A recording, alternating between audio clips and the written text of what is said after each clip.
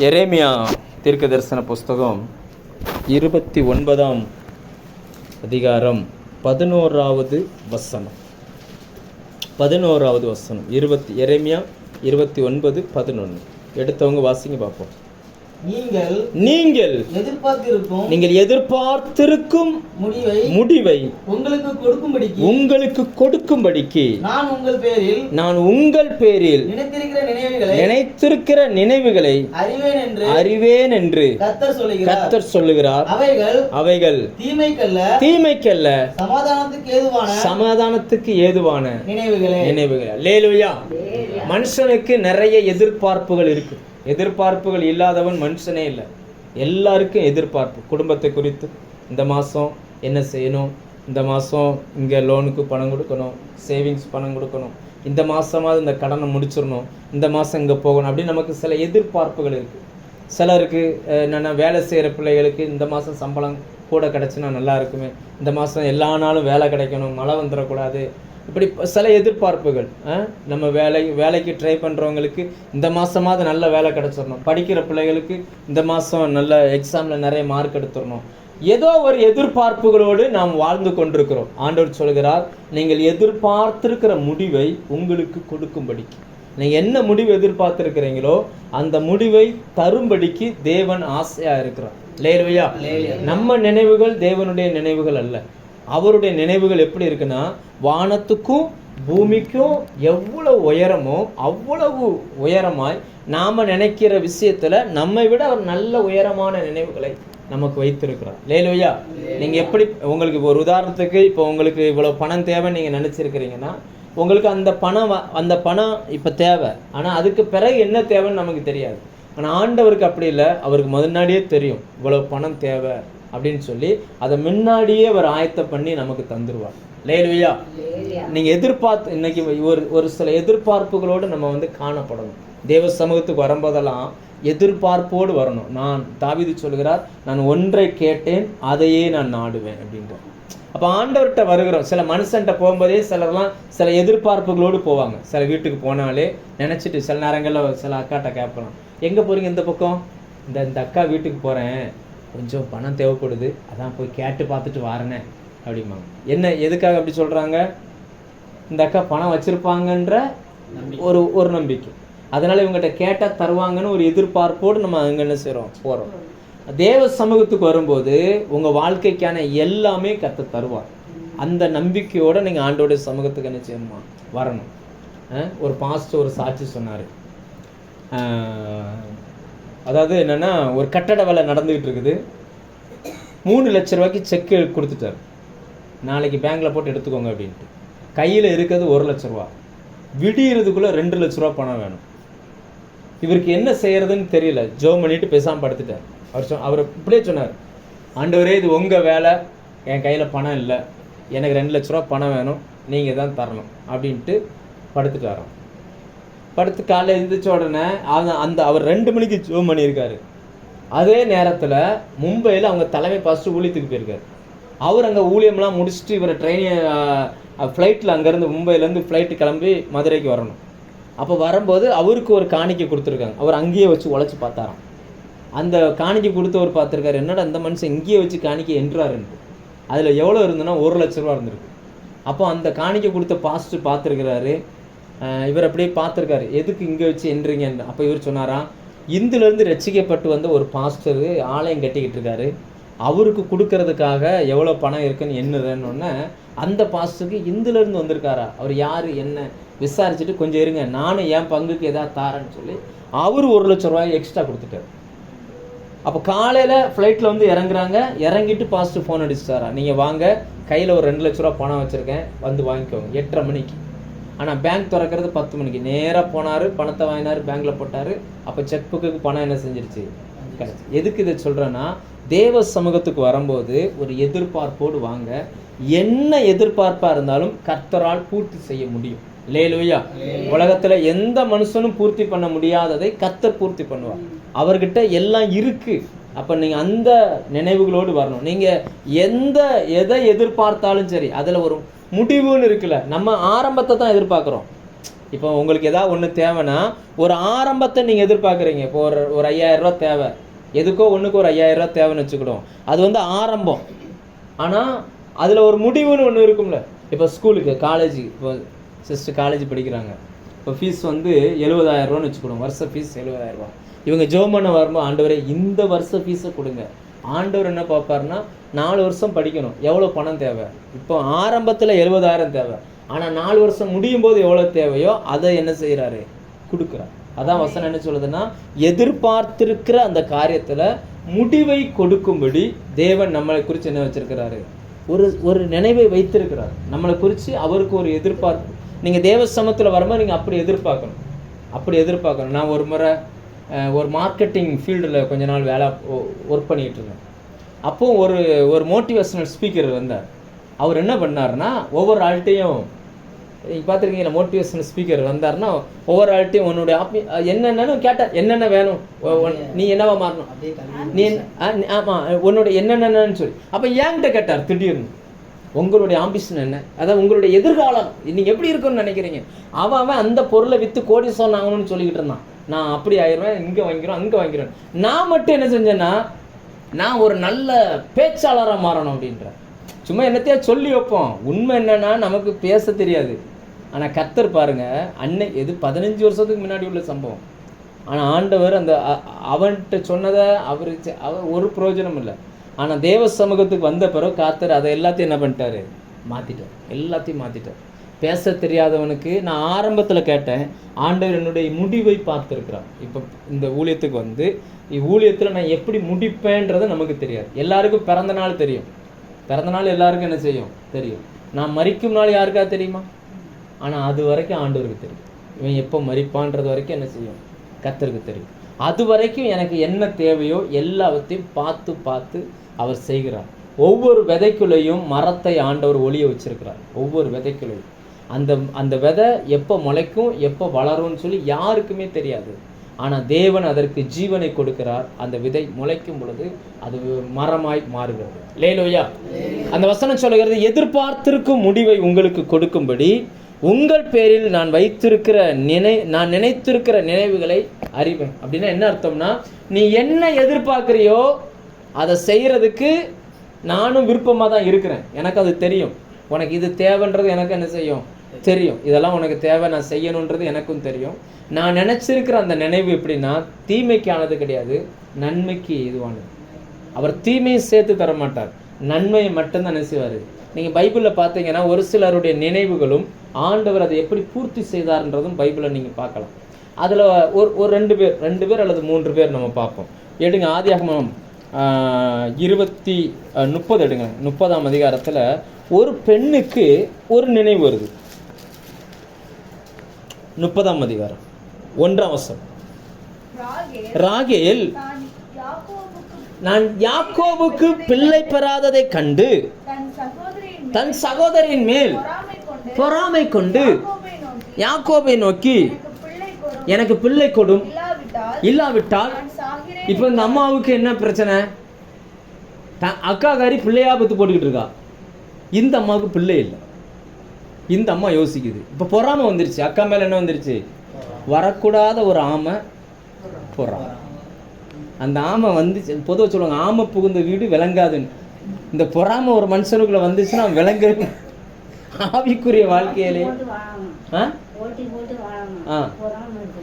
இந்த அம்மாவுக்கு என்னன்னா, சொந்த அக்கா மேல பொறாமை. எதுக்கு பொறாமை? அக்காவுக்கு பிள்ளையா பிறகுது வரிசையா. இந்த அம்மாவுக்கு என்ன இல்லை, பிள்ளை. இது யோசிக்குது. இப்போ இவனை கொல்லணும். யாரை கொல்லணும்? புருஷனை கொல்லணும். இவன் இருக்கப்போ தானே பிள்ளை பிறக்குது. ஆனால் வேற வழி இல்லை.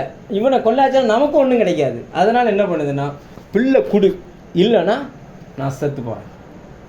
சாவை விரும்புது அந்த அம்மா. எதனால? என்ன காரணம்னா, ஒத்த பிள்ளைக்கு, ஒரு பிள்ளைக்கு. ஏன்னா இதுக்கு பிள்ளை இல்லை, இதுக்கு மட்டும்தான் பிள்ளை இல்லை. அக்காவுக்கு பிள்ளை, அக்கா வேலைக்காரிக்கு பிள்ளை, இதோட வேலைக்காரிக்கு பிள்ளை. யாரை கட்டி கொடுத்தாலும் என்ன செஞ்சுக்கிட்டு இருக்கு, போயிட்டே இருக்குது. இதுக்கு மட்டும் என்ன செய்ய மாட்டேங்குது. இது என்னடா இது அநியாயமா இருக்கு. இப்போ நம்ம ஆவிக்குரிய வட்டாரத்தில் நம்ம பார்க்குறோம். முந்தா நேற்று வந்தவங்களும் வீடை கட்டியிருந்தான், காரை வாங்கியிருந்தான், அதை வாங்கியிருந்தான், இதை வாங்கியிருந்தான். கேட்டால் கர்த்தர் கொடுத்தாருன்றான், கர்த்தர் வேலை கொடுத்தாருன்றான். நமக்கு என்ன செய்யுது? என்னடா அது நமக்கு ஒன்று மட்டும் நடக்க மாட்டாங்குது, நம்மளும் விழுந்து விழுந்து ஜெபம் பண்ணுறோம், பாதிராத்திரி நெஞ்சு ஜெபம் பண்ணுறோம், இயேசு வருகிறார், நிற்கிறார், நடக்கிறார், அங்கெல்லாம் போகிறோம் வர்றோம், எதுவுமே என்ன செய்ய மாட்டேங்குது, நடக்க மாட்டேங்குது.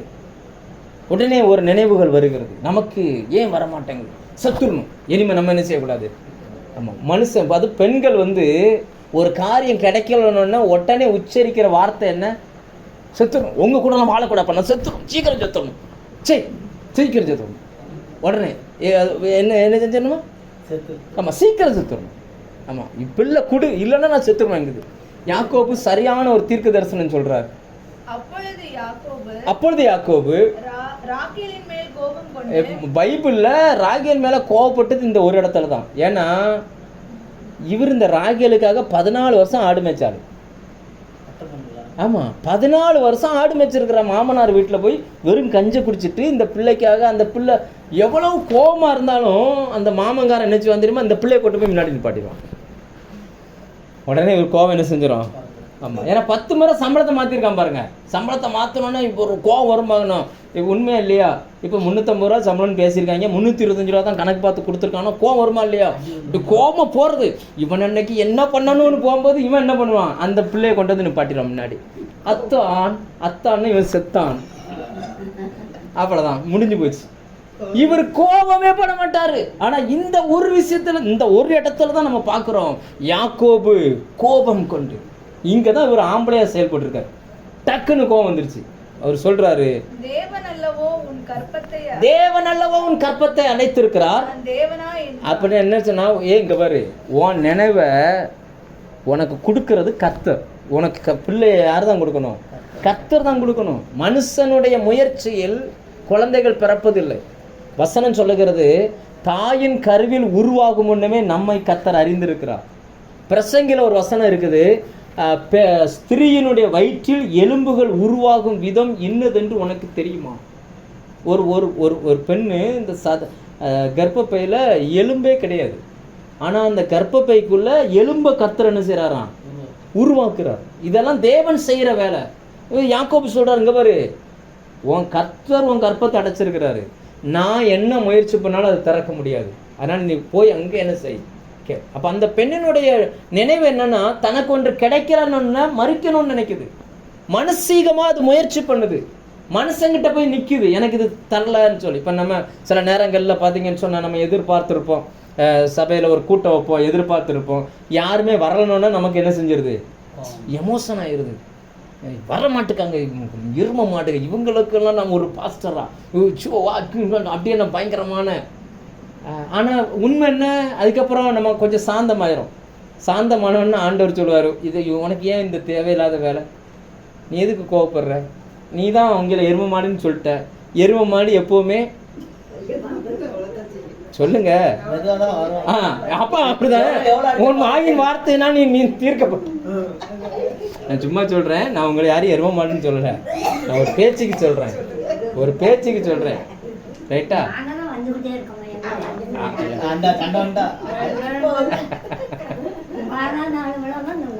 மனுஷனிடம் எதிர்பார்த்த அந்த நினைவுகளை கர்த்தர் மாற்றினார். லேலூயா, கர்த்தர் மாற்றினார். அந்த பெண் எதிர்பார்த்துட்டே இருக்கிறார், மனுஷன்ட்ட எதிர்பார்த்துக்கிட்டு இருக்கிறார்.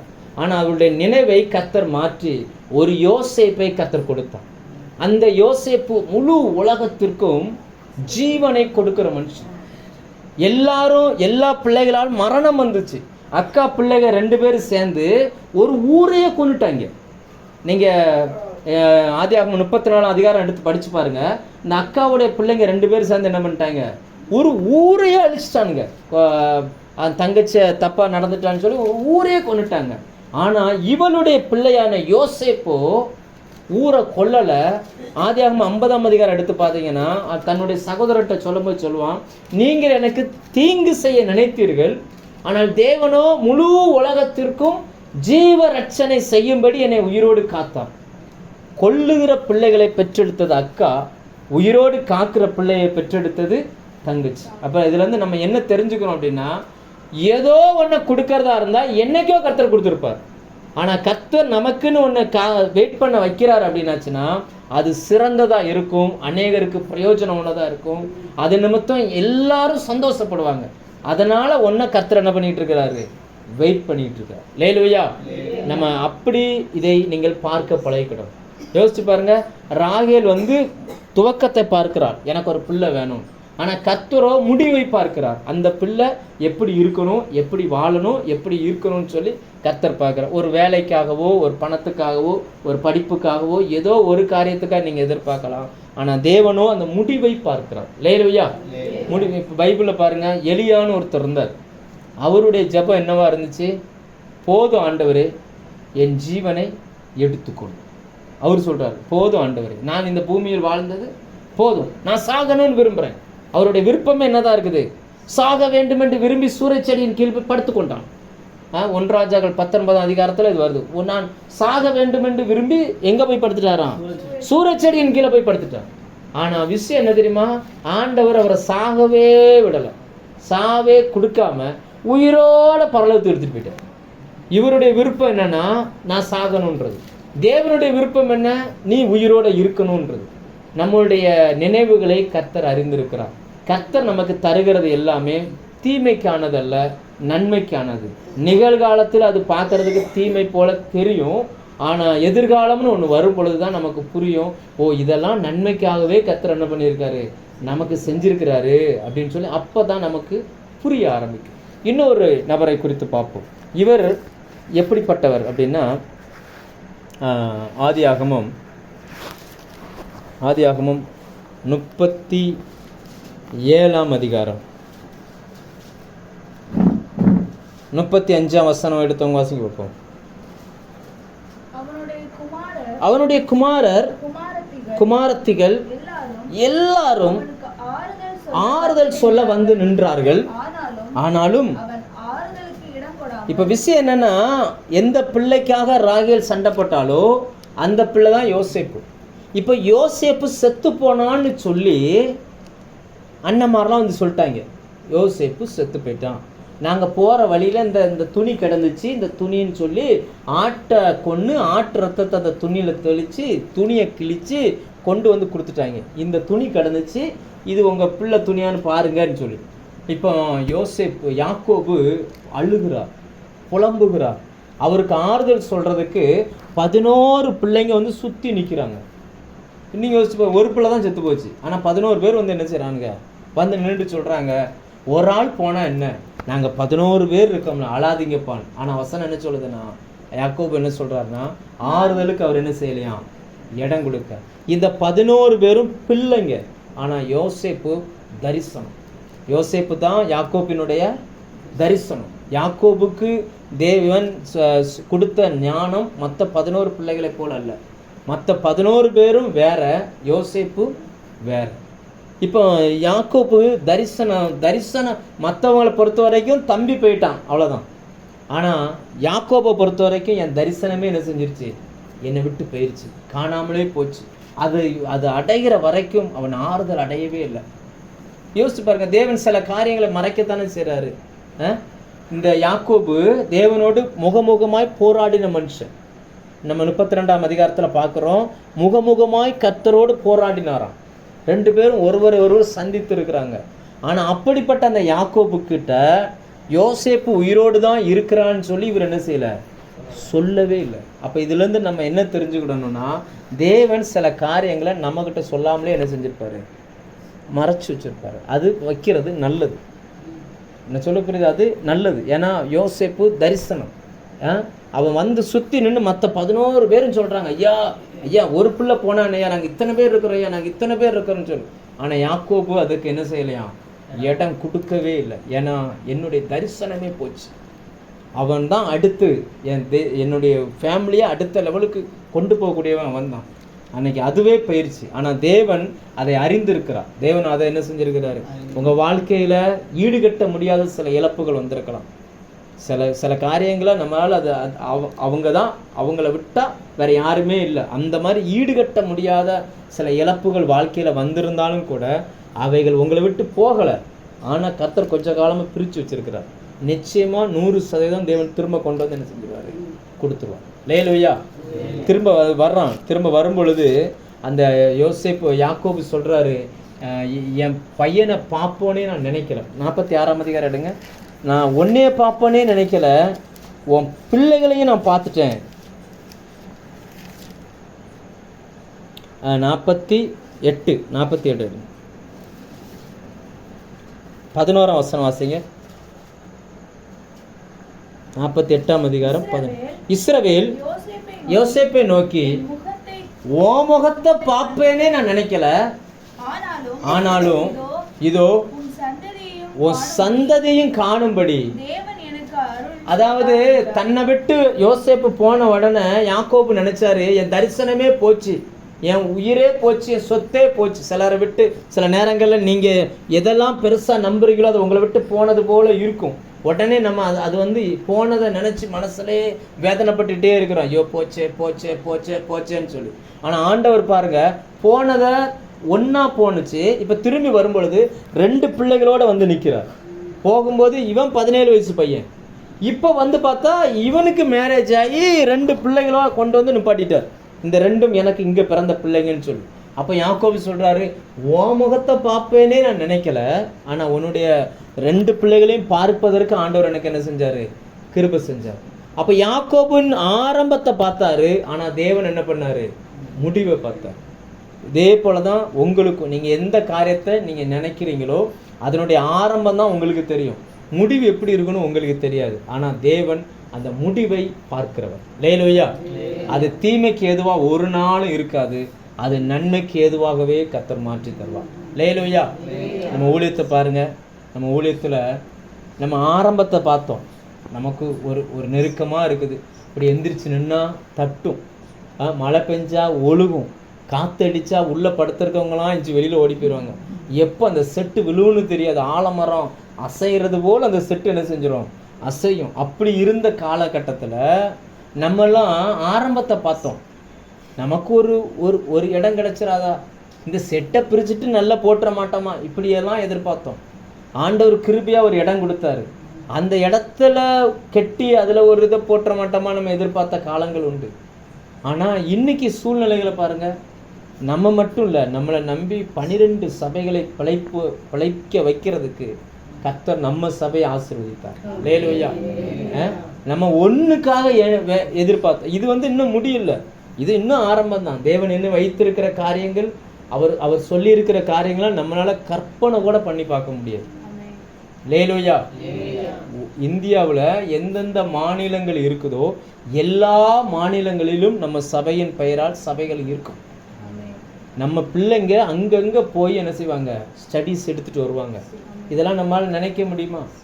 நம்ம என்ன நினைக்கிறோம்? நம்ம பசங்க இப்போ அவன் காலையில் எழுந்திரிச்சா ஒருத்தன் செங்கம்மாளுக்கு வேலைக்கு போகிறான், ஒருத்தன் போய் டயரை கட்ட போகிறான், ஒருத்தனால இப்போ தான் ஸ்கூலுக்கு போகிறான், ஒருத்தன் ஜிம்முக்கு போகிறான், ஒருத்தன் அங்கே போகிறான். இவங்களாவது போய் இப்போ ஸ்டடி எடுக்கிறதாவது நம்ம யோசிக்கிறோம், நம்ம இப்படி யோசிக்கிறோம். ஆனால் தேவன் நம்மை குறித்து வைத்திருக்கிற நினைவுகள் எப்படிப்பட்டது அப்படின்னாச்சுன்னா, அவைகள் நன்மைக்கு ஏதுவான நினைவுகள். லேலூயா. அவர் நம்மளை குறித்து நினைக்கிறத நம்மளால் கற்பனை கூட பண்ணி பார்க்க முடியாது. ஓ இப்படியெல்லாம் நடக்குமா? எனக்கு நினைவு தெரிஞ்சு ஒருத்தர் வெளிநாட்டுக்கு போய் பிரசங்கம் பண்ணுறாருன்னா அவரை எவ்வளோ உயரமாக பார்ப்போம் தெரியுமா? எப்பா இவர் வெளிநாட்டுக்கெல்லாம் போய் பிரசங்கம் பண்ணுறாராப்பா, அப்படியெல்லாம் நம்ம பார்ப்போம். இன்னைக்கு காலம் மாறி நீ எங்கேயுமே போக வேண்டாம், அவன் உன் பிரசங்கத்தை தானே கேட்கணும், நீ இருக்கிற இடத்துல பிரசங்கம் பண்ணு, நான் அதை கொண்டு போய் என் வீட்டில் கொடுத்துட்றேன். ஆண்டவர் இன்னைக்கு ஒவ்வொரு நாளும் அந்த வார்த்தையை கொண்டுட்டு போய் அநேகருக்கு என்ன செய்கிறாரு? கொடுக்குறாரு.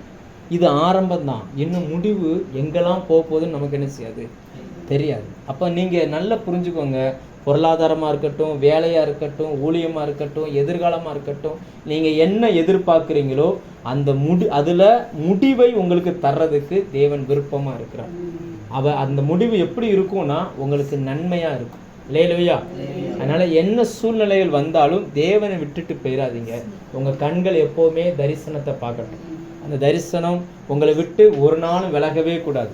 நீங்கள் அதில் ஸ்ட்ராங்காக இருந்தீங்கன்னா வருடங்கள் கழிஞ்சாலும் அது திரும்பி வந்துடும். யோசேப்பின் மேலே அந்த யோசேப்பின் மேலே அவங்க அப்பா உயிரையே வச்சுருந்தார். அவன் போயிட்டான்னு ஒன்று அவருக்கு ஜீவனே, அவர் சொல்கிறார், அந்த நம்ம வாசித்தோம்ல 38ஆம் அதிகாரத்தில் 37ஆம் அதிகாரத்தில் வாசித்தோம்ல, அதில் சொல்லுவார், என் ஜீவன் இப்படியே பாதாளத்துல இறங்கும் அப்படின்பார், வேதனையோடவே. ஏன்னா அது ஆறாத ரணமாய் உள்ளுக்குள்ள இருக்குது. ஏன்னா அவ்வளவு செல்லமான பையன், அவனை இழந்துட்டனே அப்படின்னு சொல்லி அப்படி ஆறாத ரணமா. ஏன்னா அவனுக்கு தரிசனம் ஆண்டவர் கொடுத்துருந்தாரு, சூரியனும் சந்திரனும் 11 நட்சத்திரமும் அவனை கும்பிடுன்னு சொல்லியிருந்தாரு. அது அவங்க அப்பாவுக்கு தெரியும். ஆனா அவன் இல்லைன்னொன்னு அவனுக்கு அது ஒரு ஆறாத ரணம். சூழ்நிலைகள்லாம் மாறி என்ன செஞ்சிருச்சு, கடைசியில் அந்த தரிசனத்தை பார்த்த உடனே யாக்கோபு என்ன பண்ணாராம், இந்த ஆதியாகமம் இந்த எபிரேயர் 12ஆம் அதிகாரம் எடுத்தீங்கன்னா கடைசி நேரம், யாக்கோபுடைய கடைசி நேரம் என்னன்னா, அந்த பிள்ளைகளெல்லாம் பிளஸ் பண்ணிட்டு ஒரு கையில் ஒரு கோல் வச்சிருந்தார். அந்த கோலை ஊன்றி அந்த கோலில் சாஞ்சு அப்படி ஜீவனை விட்டார். ஏன்னா அந்த கோல் தேவன் அவனுடைய கரத்தில் கொடுத்த கோல். இதை பிடிச்சுக்கிட்டு தான் தேவனை சந்திச்சுட்டு வெளியில் வந்தான். அந்த கோல் கையில் இருக்கிற வரைக்கும் கடைசி வரைக்கும் கர்த்தர் யாக்கோபை நடத்திட்டே போனார். என்னெல்லாம் எதிர்பார்த்தாரோ எல்லாவற்றையும் கர்த்தர் கொடுத்தார். லேலூயா. அப்ப நமக்கு நன்மைக்கு ஏதுவானவைகளை கொடுப்பதற்கு அவர் விருப்பமா இருக்கிறார். லேலூயா. ஜெபம் பண்ணுமா?